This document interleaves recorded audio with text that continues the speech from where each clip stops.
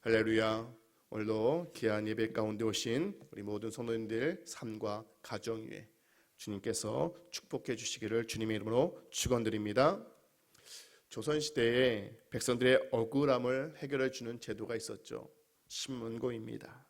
이 신문고를 어떻게 이용하느냐, 예를 들면 어떤 사람이 자신이 돈을 훔치지 않았는데 돈을 훔친 것으로 오해되거나 고발당했을 때 또한 옥에 갇히게 되면 이 사람은 자신의 억울한 상황과 처지를 호소할 수가 있었습니다.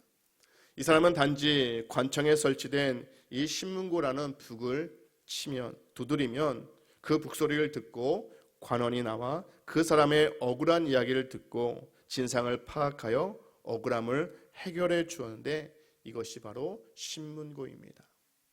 오늘날 우리가 살아가는 지금도 인터넷상에 국민청원이라고 치면 그곳에 우리의 부분들을 올리거나 청원을 하게 되면 30일 동안 그거에 동의수를 보고 정부나 이거에 관련된 사람들이 이야기해 주게 되어 있습니다. 세상에는 법과 제대로 다 구제할 수 없는 억울한 사연들이 참 많이 있죠. 지금 말씀드린 대로 국민청원에 다 올린다고 해서 억울한 일들이 다 해결되는 것은 아닙니다. 한 주간 여러분들의 삶을 잠시 되돌아보십시오. 억울한 적은 없으신가요? 가정 안에서도 부모는 자녀에게, 또한 자녀는 부모에게, 또한 우리가 일하는 일터 안에서도 그런 억울한 일들이 종종 생길 수 있죠. 그런데 여러분들, 믿음으로 살아가는 그리스도인이라고 해서 이 세상을 살다 보면 말도 되지 않는 억울한 일을 당할 때가 있습니다. 명절이나 여러분들 집안 대수사가 있을 때 예수님을 믿지 않는 사람들에게 예수쟁이라고 하면서 억울한 소리를 듣게 되죠. 제가 저희 가정에서 제가 목회를 한다고 모든 큰아버지, 작은아버지 다 알게 되었습니다. 그래서 목회를 한다는 얘기를 듣고 명절에 내려갔는데 어느 작은아버지가 저한테 그러더라고요. 잘 생각했다. 야, 목회한다면은 제가 한참 전이니까요. 야, 돈 많이 번다고 하더라. 저희 작은아버지가 그런 거예요. 하도 말도 안 되는 얘기를 계속 그런 얘기들을 하시길래 교회는 목사는 그런 것이 아니고 그런 길도 아닙니다. 돈 때문도 아니고 제가 소명받아서 가는 겁니다. 그런데 계속해서 교회에 대한 혐오라든지 그런 얘기들 계속할 때 너무나도 화가 나는 거예요. 그렇지 않는데 그런 것처럼 비추어 이야기하는 그 작은 아버지 때 너무 화가 나서 큰아버지가 있는데도 불구하고 제가 거기서 큰 소리를 치고 말았어요. 말도 안 되는 소리 하지도 말라고. 목사가 되겠다고 하는 제 마음은 그런 마음이 아닌데 그렇게 계속 얘기하는 그 작은 아버지를 계속 제가 용납하지 못한 것 같습니다. 그때 너무나도 화가 나서 소리를 지르며 작은 아버지 그런 얘기도 하지 말라고, 그것 때문에 가는 거 아니라고 이야기했던 것이 생각이 납니다. 기존의 교회에도 우리 가운데 억울한 일들이 교회 안에 있을 수도 있습니다. 일전에 교회에서 어떤 집사님이 저를 불러서 너무나도 억울하다는 것을 이야기하는데 내용은 이렇습니다. 담임 목사님이 자신을 미워한다는 거예요. 그래서 왜 그렇게 생각하냐고 물었습니다.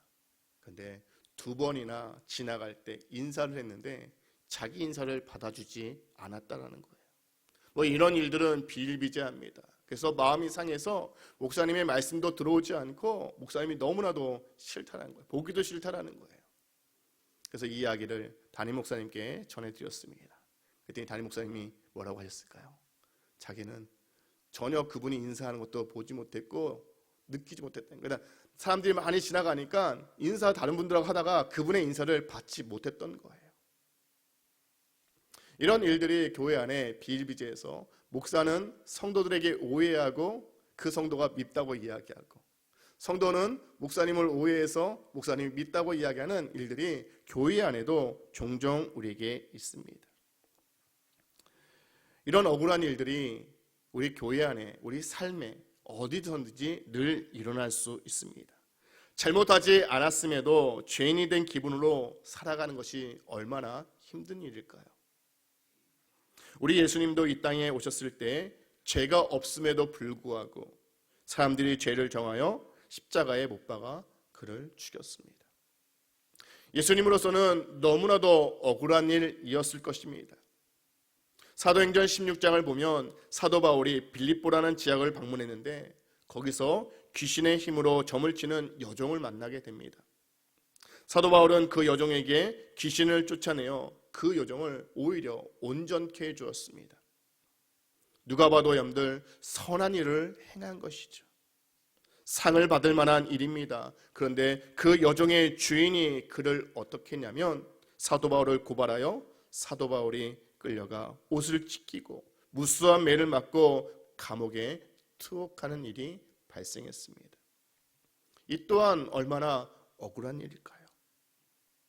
성도들이 이런 억울한 일을 당하면 과연 어떻게 해야 될지 오늘 시편의 기자는 우리에게 그것을 말씀해 주고 있습니다. 오늘 본문 1절 말씀 이렇게 시작합니다. 내 의의 하나님이여 내가 부를 때에 응답하소서. 곤란 중에 나를 너그럽게 하셨사오니 내게 은혜를 베푸사 나의 기도를 들으소서.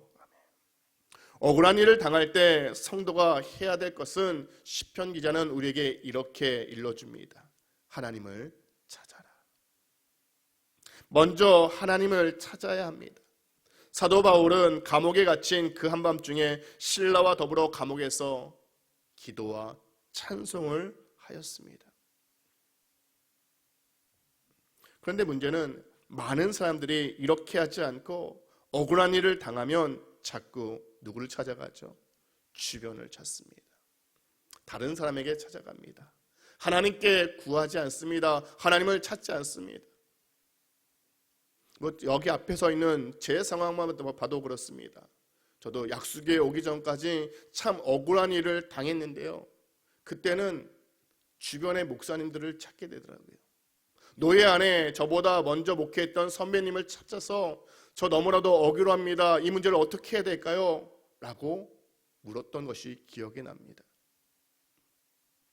그렇게 그분들에게 이야기했다고 해서 일단 속은 시원할지 모르지만 여전히 문제는 해결되지 않고 여전히 그 문제는 진행되고 있습니다. 세상의 남자들 경우 같은 이런 억울한 일을 당하면 무엇을 찾습니까? 술을 찾습니다. 술로 그 억울함을 좀 풀고 내 마음을 씻어보고자 합니다. 너무나도 힘드니까 그렇게 합니다. 하나님을 찾기보다는 주변 사람들에게 찾는 주변의 여러 가지 상황으로 내 문제를 해결하고자 하는 그런 모습들이 우리 가운데 있습니다. 그런데 사람도 술도 우리의 억울한 문제를 해결해 줄 수는 없습니다. 이런 것들에게는 그런 억울한 일들을 할 수 있는 능력 자체가 없는 것입니다. 그러니 우리의 억울함을 해결해 줄 수 있는 분은 누구냐? 오직 하나님밖에 없음을 기억하시기를 주님의 이름으로 축복합니다. 오늘 시편의 저자는 다윗입니다. 다윗은 이 상황을 잘 알고 있었던 것 같습니다. 그래서 시인은 자신이 처한 상황을 하나님께 말하고 도움을 요청합니다. 그러면 다윗이 당한 곤란이 무엇이냐? 오늘 본문 2절 직접적으로 이야기하고 있지 않으나 간접적으로 그가 이렇게 이야기합니다. 인생들아 어느 때까지 나의 영광을 바꾸어 욕되게 하며 헛된 일을 좋아하고 거짓을 구하려는가? 여기 2절에 나온 인생들아 라고 하는 인생들, 문자적으로 보면 사람의 아들들의 의미를 지니고 있습니다. 그런데요, 이 문구가 지닌 뉘앙스는 공동 번역이라든지 새 번역을 찾아보면 이렇게 되어 있습니다. 부자들, 권세자들. 좀 더 나아가면 권력 잡아 힘께나 쓴다는 사람들, 한마디로 고위층을 의미합니다. 즉 지금 시인을 힘들게 하는 사람들은 사회에 영향력을 끼칠 수 있는 사람들인 것이죠. 쉽게 말해 우리가 함부로 대항할 수 없는 그런 존재들을 의미합니다. 그러므로 시인은 더욱더 억울합니다. 시인은 지금 자신이 헛된 일과 거짓된 일을 좋아하는 이런 권력자들에 의해 수치를 당하고 있다라고 지금 2절에 탄식합니다. 우리는 이런 일이 구체적으로 무슨 일인지 정확하지 알 수는 없습니다. 왜냐하면 지금 시편의 기자는 그것까지 세세히 말하고 있지 않기 때문입니다. 그러나 한 가지 확실한 것은요, 이 말씀을 통해서 무엇을 유추할 수 있느냐? 시인과 이 시인을 조롱하는 사람들은 전혀 다른 가치관 속에서 살고 있다는 것이죠. 그들은 시인이 시편 기자가 영광으로 생각하는 일들을 욕되게 하고 있고, 시편의 기자는 그들이 좋아하는 일을 헛된 일이라고 이야기합니다. 그러니까 한마디로 지금 시편 기자인 다윗은 하나님의 성품인 의를 따라 의로운 인생 여정을 걸어가고 있다면, 이 권세자들은 의가 기준이 아닌 헛된 일과 거짓의 기준을 가지고 살아가는 사람들입니다. 그러므로 이 시편의 기자는 오늘 시편 4편을 통해서 이런 헛되고 거짓된 기준을 가지고 있는 사람들에게 이런 무가치한 삶의 기준을 버리고 누구에게요? 하나님께 돌아오라고 호소하고 있는 것이죠. 그래서 시편 기자가 3절 이렇게 말씀합니다. 여호와께서 자기를 위하여 경건한 자를 택하신 줄 너희가 알지어다. 내가 그를 부를 때에 여호와께서 들으시리로다. 시편의 기자는 이 구절에서 하나님께서 경건한 자를 구별해 놓으셨다라고 선언합니다. 그리고 이런 경건한 자가 하나님께 호소할 때 하나님께서는 그 기도 소리를 들으신다라고 말씀합니다. 사랑하는 성도 여러분, 저와 여러분들이 하나님을 찾고 하나님께 구하면 하나님께서 우리의 기도를 들으십니다. 할렐루야. 내 주변에 있는 사람들만 나의 억울함을, 나의 호소를 듣는 것이 아니라 하나님께서는 언제든지 주님을 찾으면 우리의 작은 것도, 아니 여러분들의 생각도, 여러분들의 작은 읊조림도 다 들으시고 하나님께서 그때가 되면 풀어주시고 해결해 주시는 능력자는 오직 우리가 믿는 하나님밖에 없음을 우리는 분명히 기억해야 될 것입니다. 여기에 자신이 지금 당하고 있는 억울한 일을 머지않아 하나님에 의해 해결될 것이라고 하는 이 시편의 기자에 무엇이 담겨있냐? 믿음이 담겨져 있습니다. 그러니 오늘 우리가 하나님을 찾고 하나님께 호소하고 기도를 드릴 때 어떤 마음으로요? 믿음으로 기도할 수 있는 저와 여러분들이 되어야 할 것입니다. 어느새 여러분들, 이 시편의 기자는 하나님을 신뢰하는 이 믿음으로 말미암아 지금 시편 기자 안에 있었던 억울한 일들이 한순간에 지금 사라지고 오히려 그들이 하나님께 돌아오기를 간구하고 있다는 것입니다. 사실 우리 삶 속에서 억울한 일을 당하면 어떤 생각이 드세요? 그 사람을 그냥 내버려 둡니까? 가서 물론 싸울 수는 없으나 계속 마음에 계속 되새기면서 죽이고 싶고 그 사람이 없어졌으면 좋겠고 내 눈에서 사라졌으면 좋겠다 생각하는 거예요. 그것이 사람의 마음입니다. 아니, 저만 가지는 마음일까요? 여러분들은 어떠십니까? 그런데 오늘 시편의 기자는 이런 그들의 마음, 그런 상황을 지금 믿음으로 하나님 앞에 기도하며 호소하며 주님을 찾았을 때 어느 순간 그것이 사라져버리고, 말씀드린 대로 조금 전까지만 해도 하나님께 부르짖으며 은혜를 베풀어 달라고 했던 이 시편의 기자가 어느새 이 어려움에서 마음의 평강을 찾고 오히려 그런 고민이 아닌 그 사람들이 바른 권면을 듣고 바른 자리로 찾아오기를 하나님께 기도하고 있다. 3절을 여러분들 가만히 살펴보십시오. 시인의 말은 헛된 것과 거짓된 것들에 둘러싸인 이 권세자들을 경건한 자의 그룹에 초청하고 있음을 보여지지 않습니까? 더 나아가 여러분들, 이 시편의 기자가 인생들에게 하나님 앞에 두려워하지 말며 죄짓지 말고 잠잠하라고 권면합니다. 4절 말씀이죠. 4절과 5절입니다. 너희는 떨며 범죄하지 말지어다. 자리에 누워 심중에 말하고 잠잠할지어다. 의의 제사를 드리고 여호와를 의지할지어다. 그러니까 지금 시편의 기자는 원수에게 보복하지 않고 오히려 원수를 사랑한 마음으로 그들이 하나님 앞에 돌아오고 주님을 의지하라고 이야기하고 있다는 것이죠. 사실 시편의 4편을 읽을 때 이 부분이 참 놀라웠습니다. 나를 힘들게 하고 억울하게 만드는 그 원수의 무리들을 어떻게 이렇게 마음으로 품을 수 있을까? 오히려 하나님께 돌아오라고 이야기할 수 있을까? 말씀드린 대로 여러분들, 우리 마음에 분노가 일어나면 대갚아주고 싶은 것이 사람의 마음입니다. 그런데 하나님을 찾고 하나님께 기도하다 보니까 어느새 이 마음이 사라지고 그들까지 품고 그들이 하루속히 하나님을 의지하길 바라는 시편의 마음이 담겨져 있습니다. 시편 기자의 마음이 담겨져 있었습니다. 오히려 조롱하는 사람들을 염려합니다. 한마디로 여러분들 오늘날로 얘기하면 그들에게 이야기하는 거예요. 그렇게 살면 안 돼. 하나님을 의지해야 돼.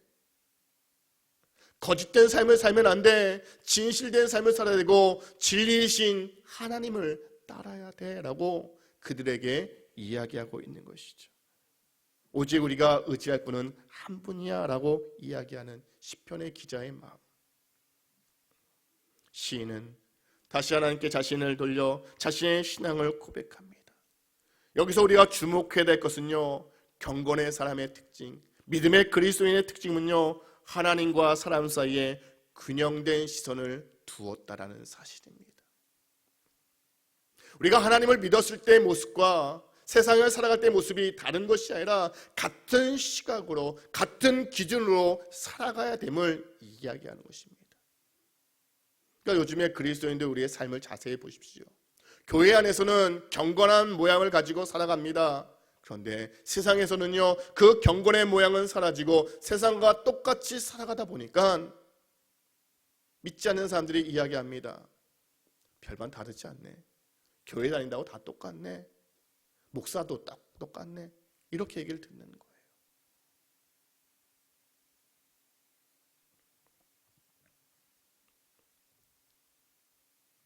어떤 성도들이 사람에게 너무 시선을 두었을 때 그들은 하나님과 무관한 인본주의자적인 모습을 가지고 살아가게 됩니다. 한마디로 여러분들 사람 편에 쓴 것이죠. 그래서 성경을 해석할 때, 실천하고 적용할 때 사람에게 유리하도록 성경을 이해하고 해석합니다.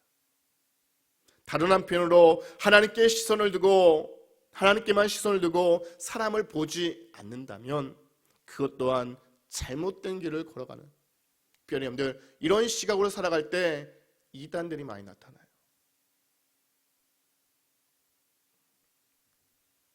하나님의 뜻이라고 둘러대면서 살아가는 모습으로 바뀌게 됩니다. 잘못된 것이죠. 역사를 알고 성경을 안다면 우리는 경건한 사람들이 한결같이 누구요? 하나님과 사람 사이에 균형된 시선을 가지고 살아가야 됨을 우리는 꼭 기억해야 될 것입니다. 그래서 본 이 시편의 기자 저자는 다윗이 그러했습니다. 다윗은 하나님 마음에 합한 사람인 동시에 사람들로부터 많은 사랑을 받았던 인물이었음을 우리는 잘 알고 있습니다. 다윗이 그럴 수 있었던 것은 그가 늘 호흡처럼 하나님을 의뢰하면서 자신의 주변을 둘러보고 균형 잡힌 삶을 살았기 때문입니다. 오늘 1절이 하나님을 바라봤던 9절이라면 2절과 5절에서는 사람들에 대한 권면으로 가득 차 있었습니다. 그리고 6절과 8절에는 다시 하나님을 바라보며 하나님께 드리는 고백으로 나아가는 이 시편의 기자의 모습. 전체적으로 여러분들 이 모든 구절은 사람의 편에서, 또 다른 네 구절은 하나님을 찾는 균형을 가지고 시편이 이야기하고 있음을 분명히 드러내어 줍니다. 사람에 대해 많은 관심을 가지고 말들을 할 수 있지만 그 모든 마무리는 누구에게요? 하나님에 대한 시선을 두는 것으로 정리되어 있다는 뜻입니다. 사랑하는 성도분, 오늘 하루의 삶을 적용해 보면 우리는 이 귀한 이른 시간부터 주님 앞에 나와서 예배를 드립니다. 그리고 이 예배를 드림으로 인해서 우리는 하나님을 찾고 기도하고자 말씀을 드립니다. 아침에 일어나 하루를 시작을 하나님과 함께하는 것을 의미하고 생각한다면 여러분들 하루의 마무리 또한 하나님 앞에 함께 동일한 의미를 가지고 우리는 마무리하며 삶을 정리해야 될 것입니다. 오늘 시인은 6절 말씀에 이렇게 이야기합니다. 여러 사람의 말이 우리에게 선을 보일 자 누구뇨 하오니 여호와여 주의 얼굴을 들어 우리에게 비추소서.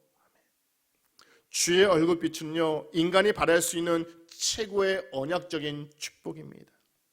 하나님의 얼굴 빛을 보는 것은요, 그 어떤 물질적인 복으로 대신할 수 없습니다.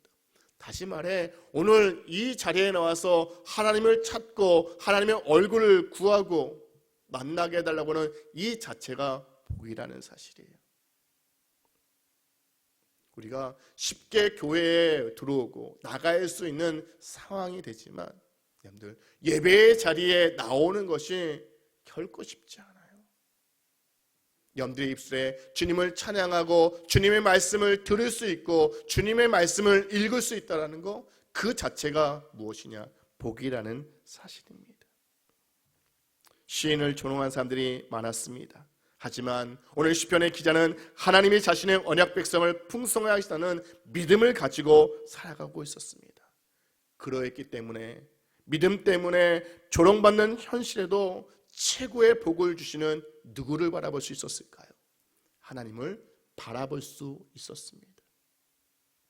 이어 오늘 7절과 8절 말씀에 시편의 기자는 하나님이 주신 마음의 기쁨이 얼마나 큰 것인지를 우리에게 고백하고 있습니다. 주께서 내 마음에 두신 기쁨은 그들의 곡식과 새 포도주가 풍성할 때보다 더하나이다. 내가 평안히 눕고 자기도 하리니 나를 안전히 살게 하신 이는 오직 여호와시리라. 아멘.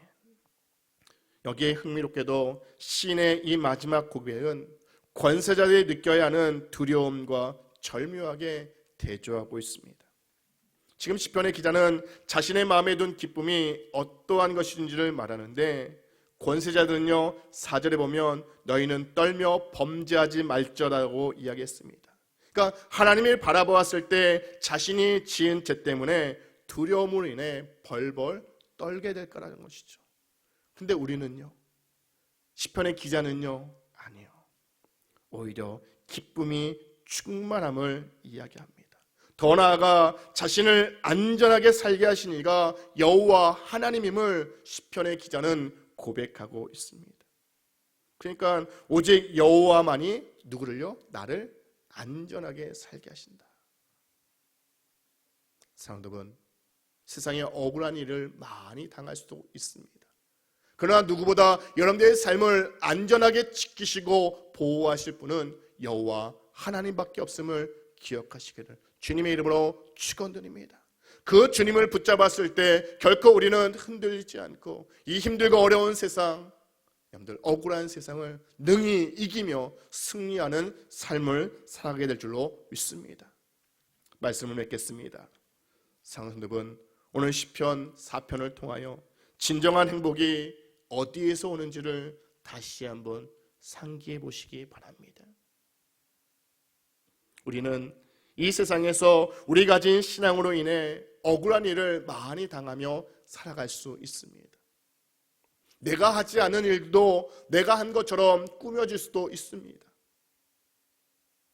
내가 아무리 진실되게 살아도 거짓인 것처럼 보일 수도 있습니다.